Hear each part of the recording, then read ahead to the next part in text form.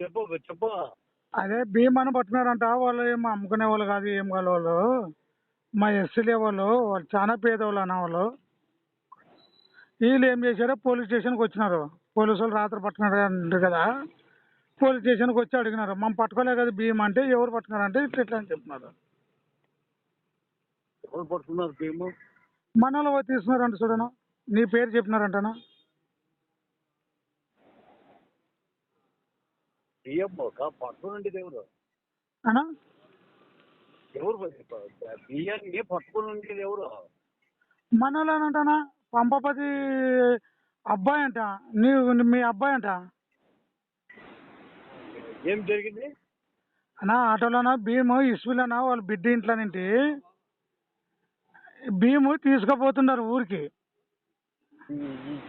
తీసుకుపోతుంటే మన ఊరు రోడ్డు మీద నిలబెట్టి మా పోలీసు వాళ్ళని కలిసి భీమ్ తీసుకొని తీసుకుపోయినారంటనా. మరి వాళ్ళు కొట్టునికి పోయినారంట.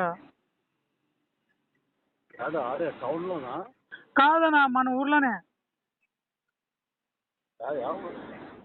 మన సంతకులూరు రోడ్కేనా. రోడ్.